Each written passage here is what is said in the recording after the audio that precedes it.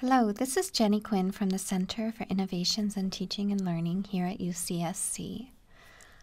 And this tutorial is to support you to migrate your paper and pencil final exam that you intended to give in person into a Canvas test. And in Canvas, it is called a quiz.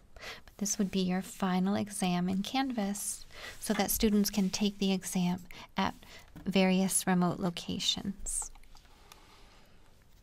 So the first thing that you're going to do is just click on your quizzes.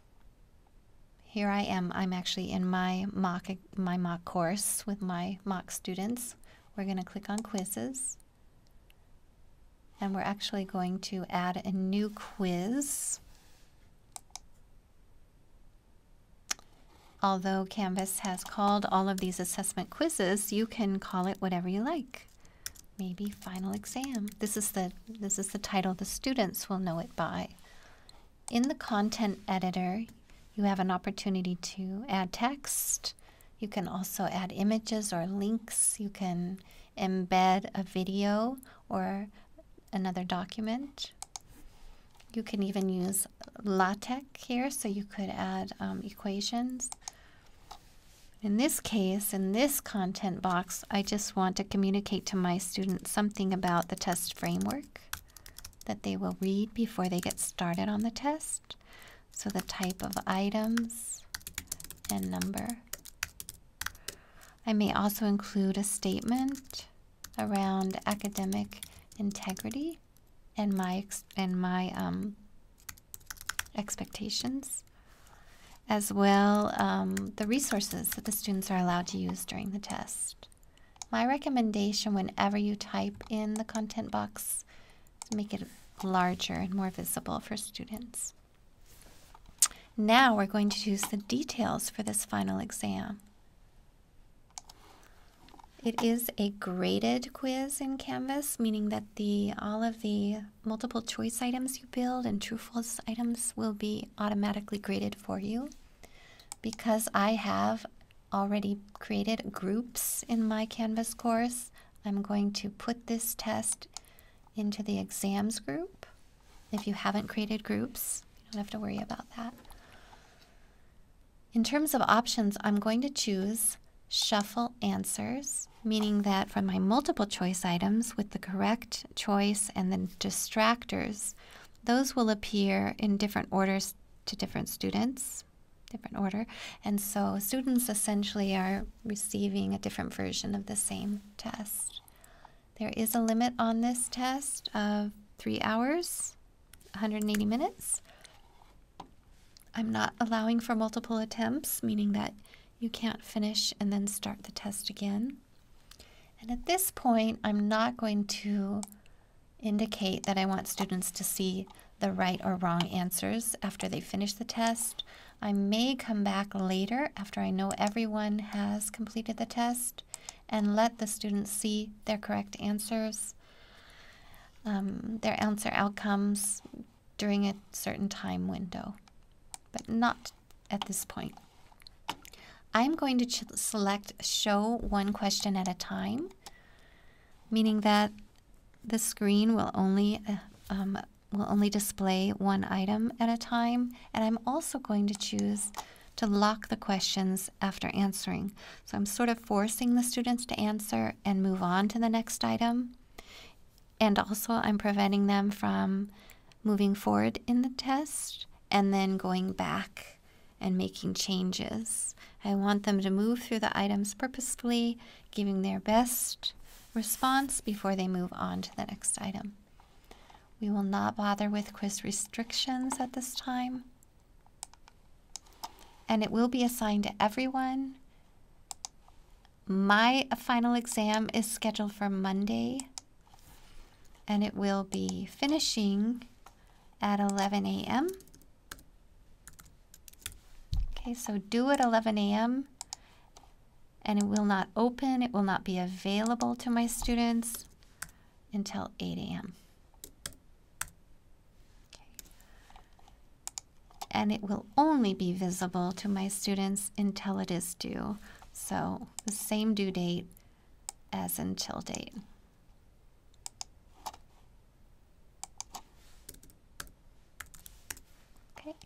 I feel really confident about these selections in terms of when it's due and when it will become available to my students. So I'm going to go ahead and save and publish.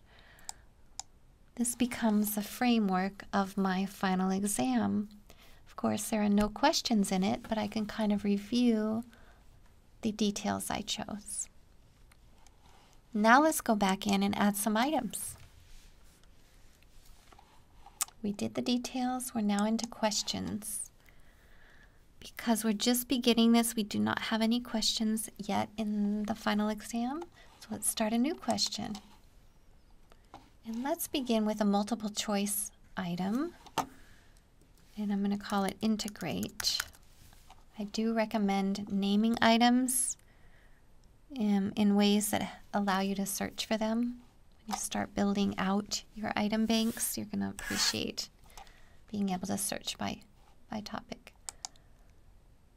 In this content editor, I have decided previously, because I already created this test as a Word document, to take snippets of the equations and of the distractors and to load them into my files in my Canvas course. So I'm going to go into my course images and I'm going to find that item called Integrate Q, which is the question. I'm literally going to just drag it over here. I think I need a little more information for students. So I'm going to say,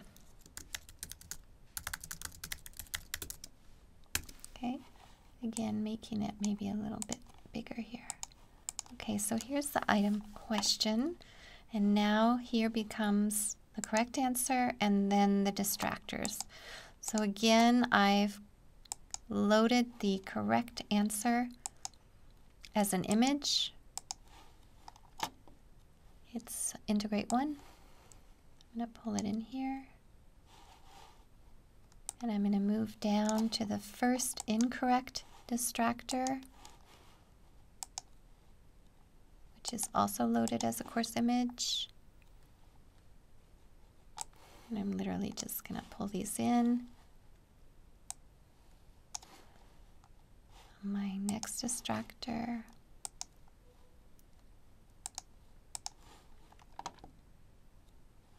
Integrate 3. And my final distractor, which is integrate 4. I guess I have an integrate 5, so I have an actual 5th distractor. If I choose to add it, I would just add another answer here. But I'm pretty satisfied that I have these correct. I'm going to go to the top before I click done and allocate the points for this item. It's worth 4 points. And then I'm going to go ahead and update my question. And we've created our first multiple choice test item for our final test.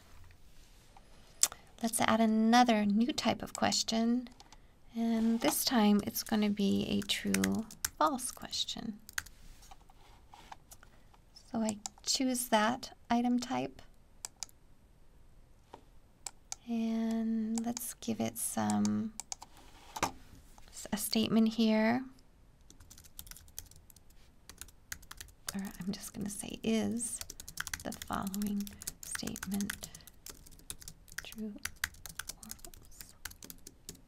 And here's my statement, which you would fill in. Because it's a true-false question, Canvas has provided the true and the false, but I'm the one that has to let Canvas know which is true and which is false. So is this statement true or false? If false, click on the green arrow near false to indicate false. That will be really important for the automatic grading, that you have made the correct selections. Update question. And now we have 2 items, the first worth 4 points, and this true-false question worth 1 point. Maybe I'd like to change that. I think I'm going to make that item worth 2 points. Okay, so now we've got 2 different types of items loaded. Let's add a third question type, which is also very common, an essay question. In my list, I find essay question, And essentially, here I have the writing prompt for my students.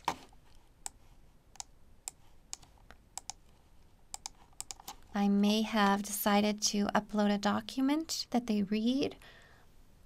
Maybe they watch something that I've recorded, a video recording of an experiment that I conducted. There's multiple things that I could do here, and I could have a LaTeX, something going on in there. So we could have a writing prompt that involves a lot more detail than what I've added here, and that is up to you. But once we've decided this is an essay question, we've added our writing prompt, we add our points for the essay, we update the question. Now we have 3 items in our final exam. And they are 3 different item types.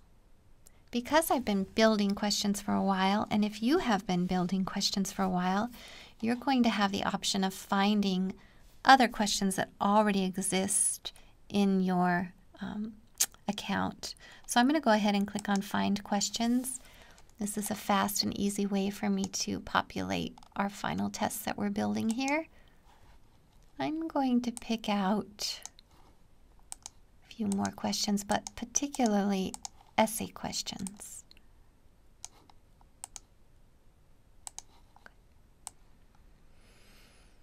That one, this one too. And I'm going to go ahead and add these questions. So you'll see that Canvas is now loading these additional questions into our final exam. So now we have several questions, and we might think about organizing these in a way that students actually do receive different versions of this final exam. I'm going to create a new question group, and I'm going to call it Essay. And this is where I'm going to plunk all of my essay questions that I've got listed above.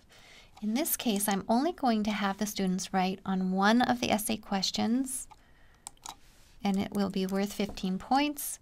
When I create this group, I will then start populating it with these essay questions above by literally just pulling and dragging them into the group.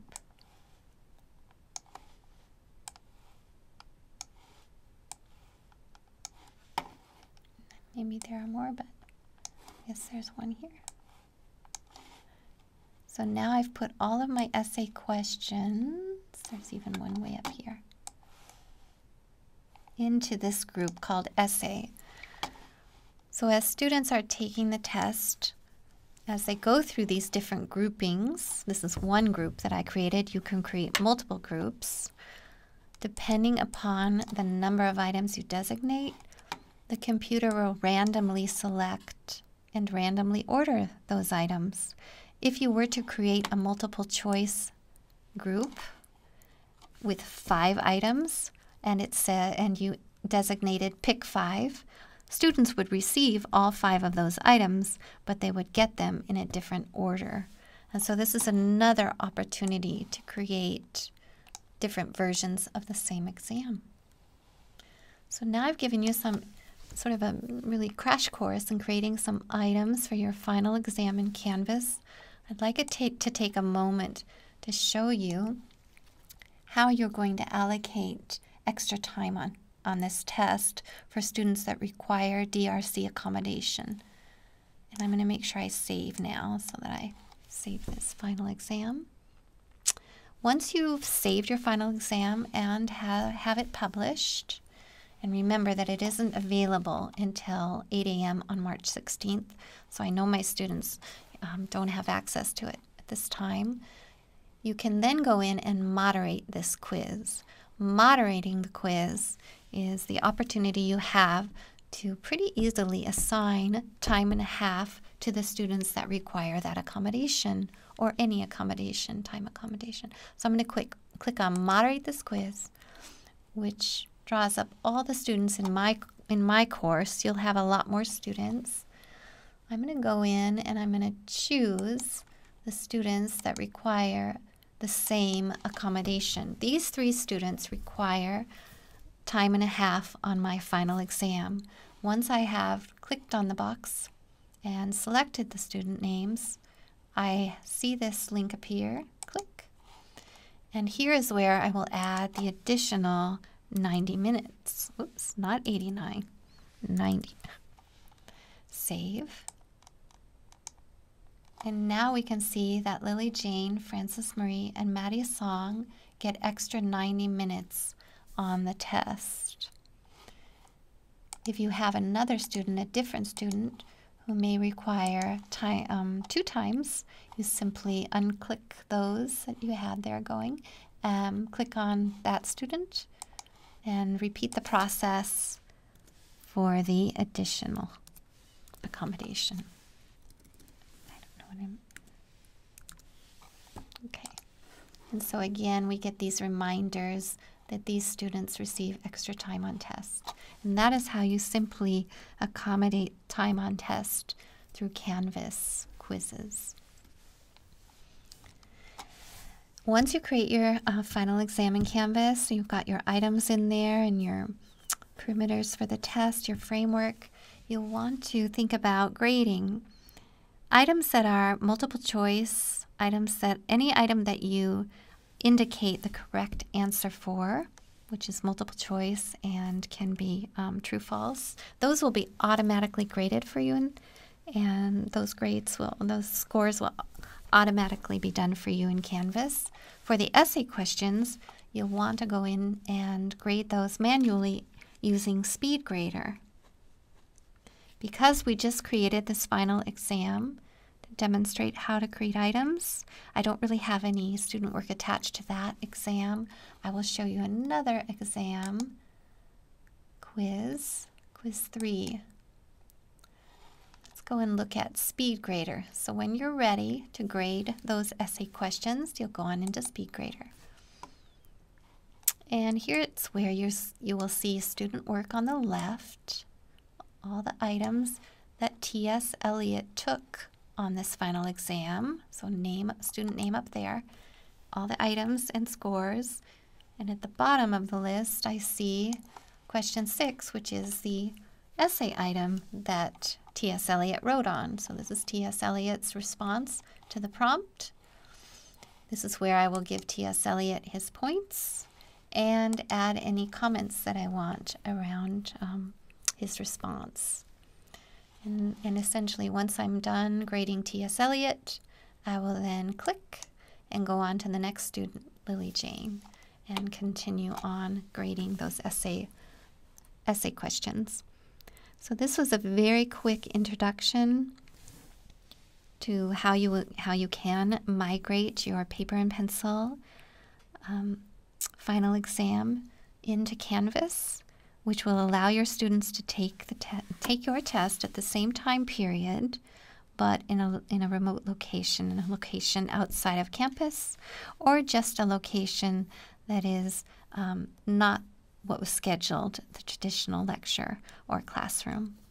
I hope this was useful to you. I do want to give you a little more information so that my name again is Jenny Quinn, and I work with the CITL on campus, and this is my email address. If you run into obstacles, please feel free to email me, and I will help support you to get your test items into Canvas as a Canvas quiz. Thank you so much.